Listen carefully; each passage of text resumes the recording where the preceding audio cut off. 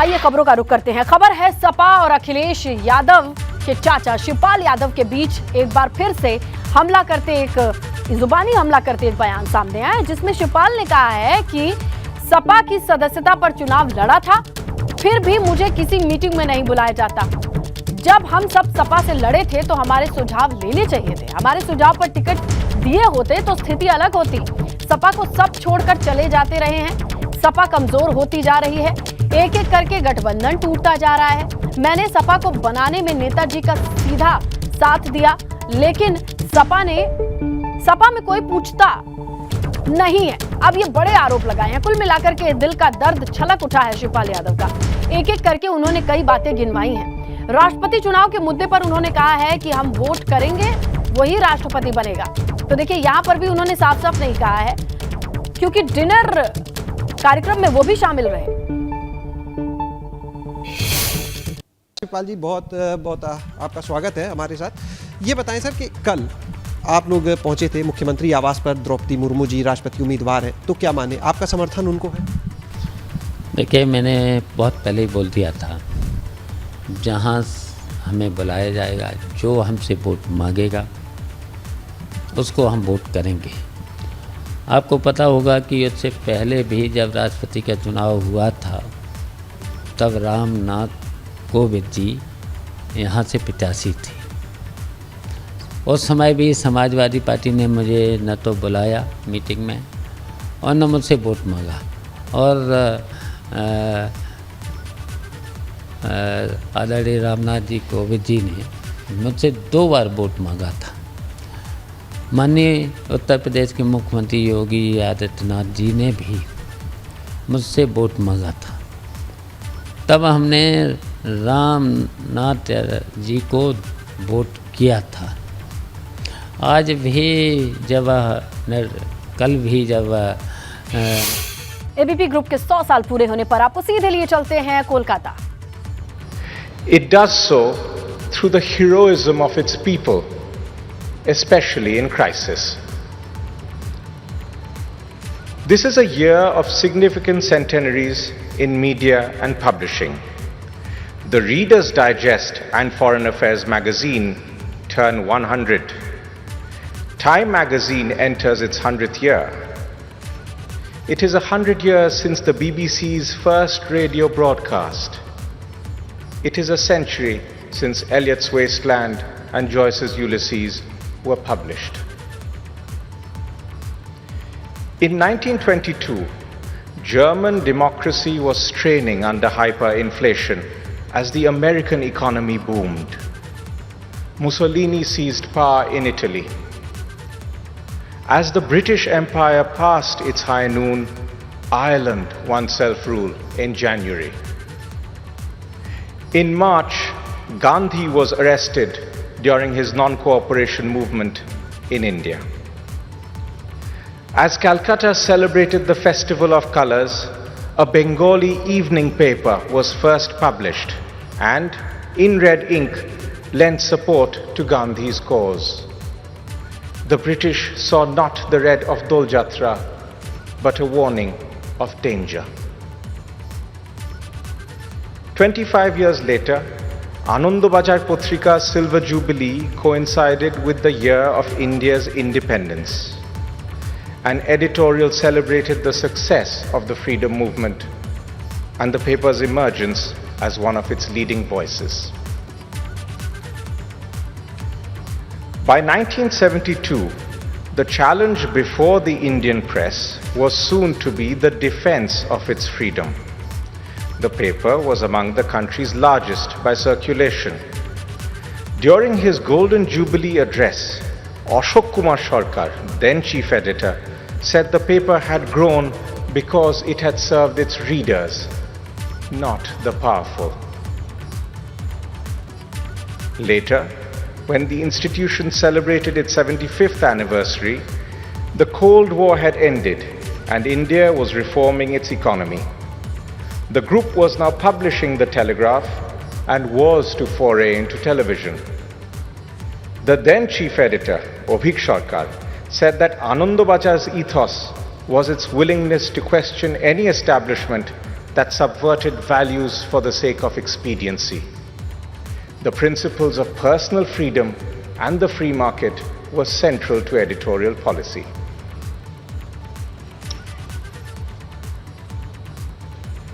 Over the past 25 years, the group has ventured into new lands, languages, and forms. Today, ABP reaches nearly 300 million Indians each month, from Jammu to Kanyakumari, across television, digital, print, and radio. The group's enterprise has been matched by its heroism. I will cite 6 examples over the past 25 years. In September 1999, a fire engulfed the ABP office in Calcutta. Bulu Baduri charged into the building to rescue an employee from the flames. Even fire could not burn us.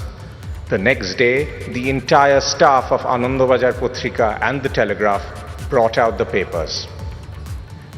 Anandabajar's front page editorial said, "Pudiyao jaha pode na." In September 2006, a bomb kept in a tiffin box exploded in Jhargram when the police tried to deactivate it. Someshwar Mondol was critically wounded when he tried to take a photograph. 2 years later, with one eye and a resilient spirit, he was back on his bike taking pictures. In July 2014, Jagvinder Singh Patial flew to war-torn Iraq to break the news of the killing of 39 Indian hostages by ISIS. In May 2020, the cyclone Amphan hit West Bengal. As winds reached 150 kilometers per hour and trees and electric poles fell all around, Rumapal held her ground for 2 hours, reporting on the ravages of the storm. Facing the same cyclone and failed internet lines, Rahul Machi connected a laptop to the CCTV server to send the PDF version of the next day's papers to the printing press. We are lucky to have many other heroes among us. We pay homage to them all. Our heroes face a very different world today. America is no longer the world's policeman. China has risen and Russia is belligerent. Global trade and economic growth have declined and prices are rising rapidly. The ideals of liberal democracy are in retreat. As the world moves towards a multipolar order, Delhi dreams of a place among the great powers. But this dream is clouded by threats within. The task of economic reform remains incomplete, and the pandemic has claimed lives and livelihoods. The Center for Monitoring the Indian Economy found that, in May, only 2/5 of Indians aged 15 years or older were employed or seeking jobs. This year, our economy will grow fast enough to create 6 million new jobs, where it needs 10.5 million. Our demographic dividend is becoming more difficult to reap. Social divisions are growing. The politics of polarization, played out through social media and news channels, has deepened the fissure of religion on the street and in the drawing room. The environment for news media has also suffered a sea change. The spread of the internet has changed publishing in a way not seen since the invention of the printing press. The man in rural Uttar Pradesh has the world in his smartphone. However, independent journalism often draws ire on social media. It also meets the anger of governments at state and center. The authorities, now more sophisticated with their use of law, technology, and commerce, and more ruthless in their punishment of criticism. As the world changes, we will stay true to ourselves. We will continue to provide sound, independent journalism in the public interest. That means doing our work ethically and with rigor. It also entails holding the powerful to account, even in adversity. We advocate realism in foreign policy, or the singular pursuit of the national interest in an anarchic world. This is the path that Delhi has followed in its response to the war in Ukraine. It is also in the world's interest that India retain its relationships on either side of the conflict. We believe that the task of reform must be renewed, and long-term growth must be the government's main concern.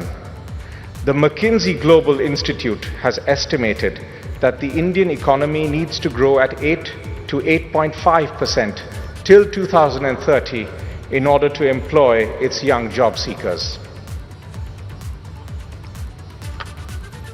However, reforms alone cannot address the material strain on our citizens. The RBI and the government need to rein in inflation, and the poor need a proper safety net. Personal freedom remains as relevant as ever, but we aspire to a larger ideal, which the Constitution calls the dignity of the individual. We believe that social harmony is necessary for national unity. Polarization fetches eyeballs and perhaps helps win some elections, but it does not make the country stronger. In 1933, as dictators rose and India ached for independence, Rabindranath gave the following advice to Anandabajar Potrika. তোমার লেখনী যেন ন্যায় দণ্ড ধরে, শত্রু মিত্র নির্বিভেদে সকলের পরে, স্বজাতির সিংহাসন উচ্চ করি গড়, সেই সঙ্গে মনে রেখো সত্য আরো বড়। স্বদেশেরে চাও যদি তারও ঊর্ধ্বে ওঠো, করোনা দেশের কাছে মানুষের ছোট। A very rough translation in English follows. May your words be just to all, whether friend or foe. Raise high the throne that is the nation, but remember, truth is higher still. If you desire your nation rise still higher, belittle not humanity before country.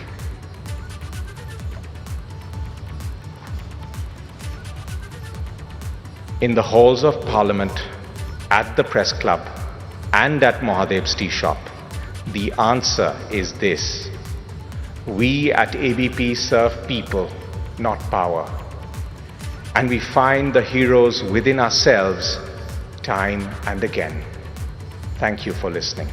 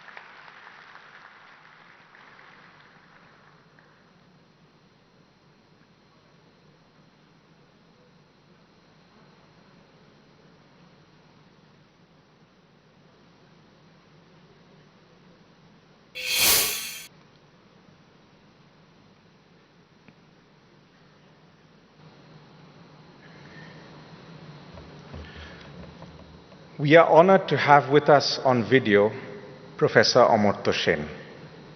Professor Sen won the Nobel Prize in Economic Sciences in 1998.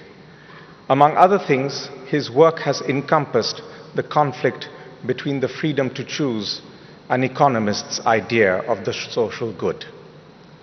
We thank Professor Sen for making the long journey to grace our centenary. Despite ill health, he has kindly agreed to address us by video. Thank you, Professor. Over to you.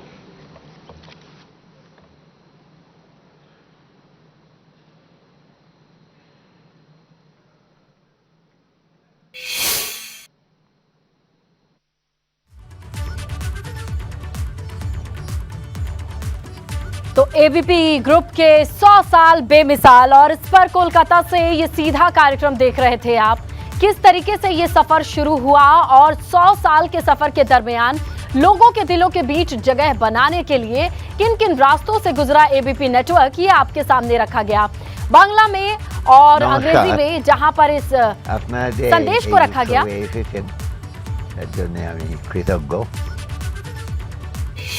Anandabazar পত্রিকার আবির্ভাব নিয়ে কলকাতায় Englishman কাগজে চিন্তার বড় প্রশ্ন তোলা হয়েছিল।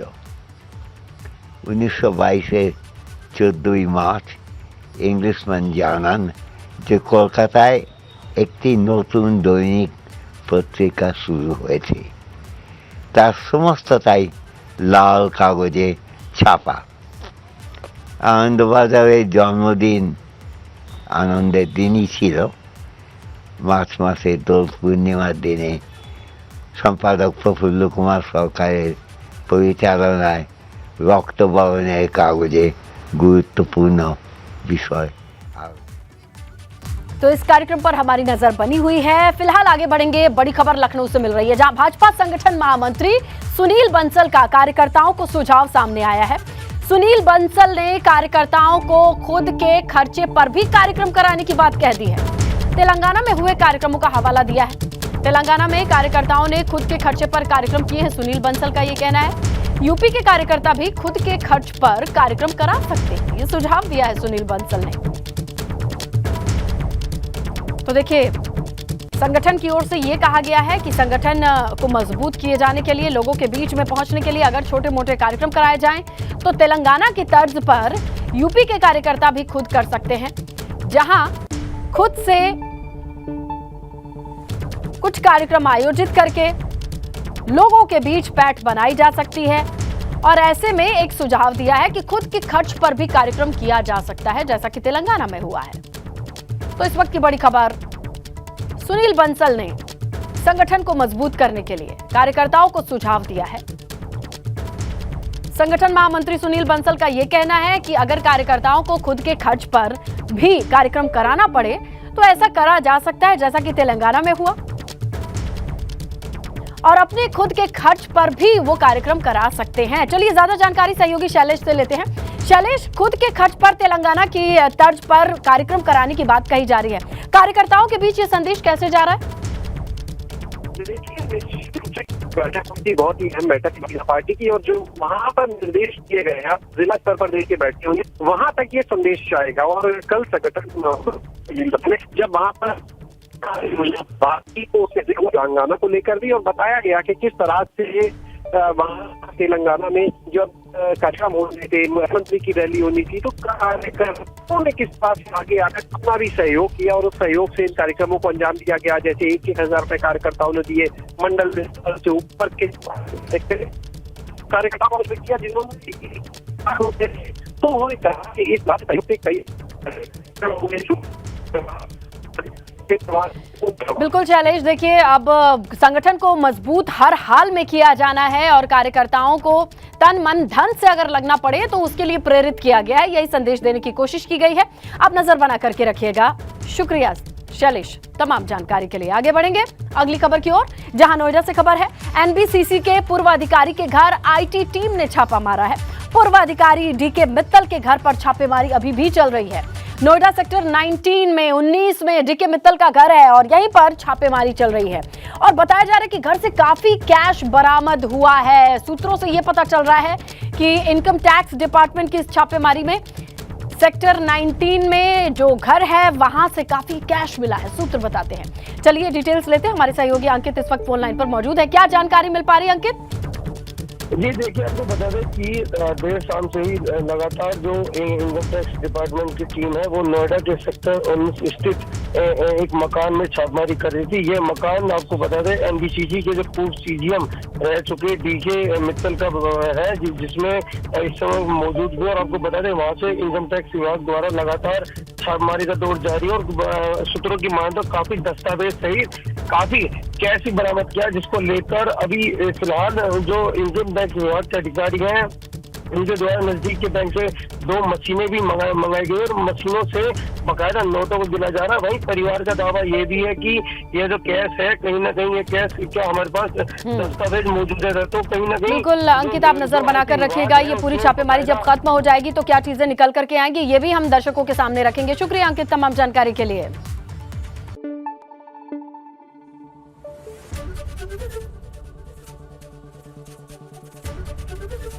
एबीपी गंगा, खबर आपकी, जुबान आपकी।